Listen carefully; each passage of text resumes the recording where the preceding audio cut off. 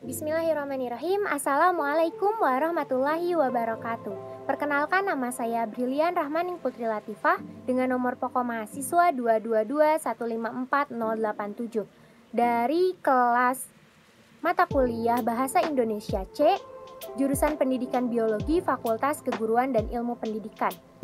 Pada kesempatan kali ini saya akan memaparkan hasil penelitian sebagai salah satu tugas dari ujian akhir semester pendidikan mata kuliah Bahasa Indonesia.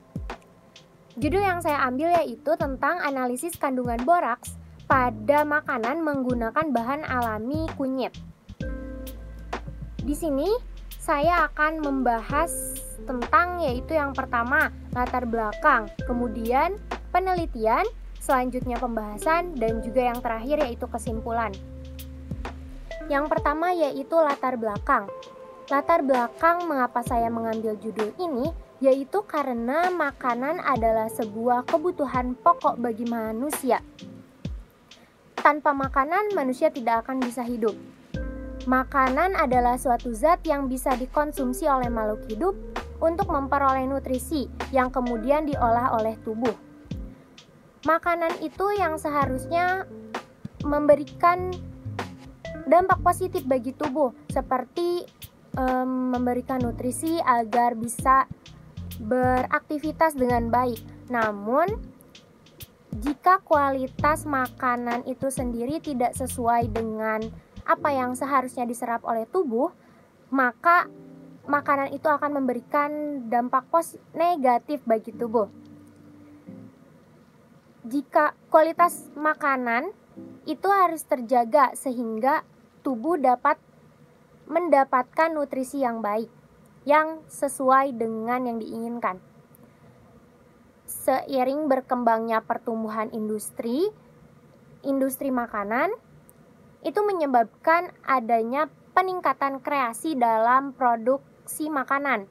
Muncul makanan-makanan yang olahan, muncul makanan-makanan instan yang mempermudah manusia untuk mengkonsumsinya. Di balik itu semua, para produsen pasti akan menginginkan laba yang banyak, menginginkan dia mendapatkan uang yang banyak dari situ. Banyak sekali produsen-produsen yang mengambil keuntungan banyak, namun kualitas dari makanan itu sendiri tidak sesuai dengan standar, tidak baik untuk kesehatan, bahkan berdampak buruk bagi kesehatan. Seperti penambahan zat-zat terlarang pada makanan yang seharusnya itu tidak dipakai untuk makanan, untuk mendapatkan makanan dengan harga jual dan yang tinggi dan juga menghindari kerugian. Salah satu zat yang biasa dipakai oleh produsen yang curang itu yaitu salah satunya penggunaan boraks yang akan memberikan tekstur padat, meningkatkan kekenyalan, kerenyahan, dan juga memberikan rasa gurih dan ketahanan pada makanan. Nah, di sini saya melakukan penelitian bagaimana caranya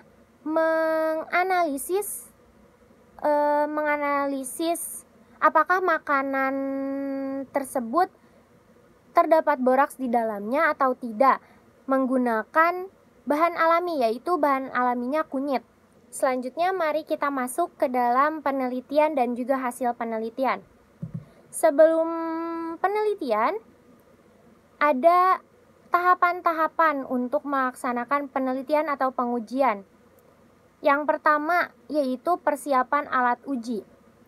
Di sini karena kita membutuhkan kunyit namun dalam bentuk larutan, maka kita harus membuat atau mengekstrak kunyit tersebut agar menjadi larutan kunyit dengan memarutnya, dan juga kemudian setelah hasil-hasil dari parutan itu diperas airnya. Setelah itu, setelah persiapan alat uji, kemudian tahap kedua yaitu persiapan sampel yang akan diuji. Di sini saya mengambil 4 sampel yang diambil dari salah satu warung seblak di sekitar Universitas Siliwangi. Yaitu yang pertama yaitu mie udon, kemudian mie ayam, selanjutnya kue tiaw, dan yang terakhir yaitu mie golosor. Dari keempat ini banyak mahasiswa yang menjadikan salah satu di antaranya menjadi menu favorit ketika dia membeli seblak. Nah, sebelum diuji, kita harus membuat larutan dari sampel uji ini. Maka, sampel-sampel itu harus dihaluskan, kemudian ditambahkan aquades agar menjadi cair. Setelah menjadi cair, maka harus ditetesi dengan larutan kunyit. Kemudian tahap terakhir yaitu melakukan pengamatan pada sampel uji. Sampel-sampel tadi didiamkan terlebih dahulu selama 1-2 jam. Setelah itu bisa dilakukan pengamatan yang dilakukan berdasarkan indera penglihatan terhadap perubahan warna larutan sampel. Apabila sampel makanan positif mengandung boraks, maka sampel uji akan berubah warnanya. Nah, pada pengamatan sampel uji, pada yang pertama yaitu pada mie udon, di sini setelah 2 jam tidak seperti yang bisa dilihat, tidak terjadi perubahan yang signifikan. Begitu juga dengan mie ayam. Tetap saja warnanya hampir sama dengan semula. Yang di sebelah yang ada tulisan nomor 2 itu sebelum didiamkan, dan yang setelah didiamkan ada di sebelahnya. Tidak ada perubahan yang terlihat, namun sedikit kemerahan di dalamnya. Kemudian pada kue tiaw, sebelumnya warnanya seperti yang ada di gambar, dan setelah didiamkan menjadi warnanya kecoklatan atau kemerahan. Kemudian selanjutnya pada mie golosor, sebelumnya berwarna kuning, sangat kuning, kemudian menjadi agak kemerahan dan kecoklatan. Maka dari itu bisa diambil hasil dari pengamatan pada sampel-sampel yang tadi. Pada yang pertama mie udon tidak ada perubahan, maka hasilnya negatif. Kemudian pada mie ayam ada sedikit merah kecoklatan, maka hasilnya positif. Kue tiaw merah kecoklatan yang sangat terlihat, maka hasilnya positif juga. Kemudian pada mie golosor warnanya merah kecoklatan, meskipun tidak seketara kue tiaw, namun tetap berubah warna.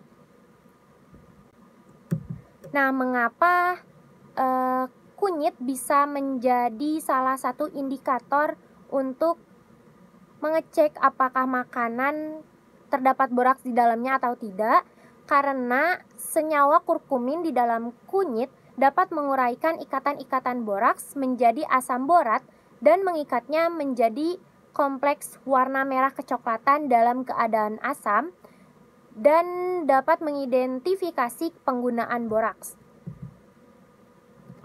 Berdasarkan tabel tadi, bahwa dari hasil analisis, sampel kue tiaw memiliki warna paling gelap, yaitu kecoklatan pekat yang menunjukkan paling banyak mengandung boraks dengan kadar yang lumayan tinggi. Semakin tipis, mengkilap, dan juga kenyal tekstur kue tiaw, maka semakin banyak boraksnya.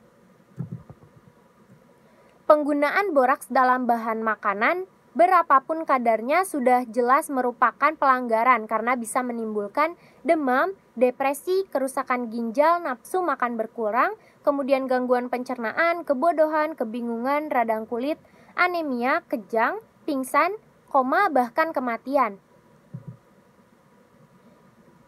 Maka kesimpulan yang bisa diambil dari penelitian ini yaitu Dari 4 sampel uji bahan makanan, 3 diantaranya mengandung boraks. Hal ini ditandai dengan adanya perubahan warna sampel setelah ditambah kunyit dari kuning menjadi merah kecoklatan.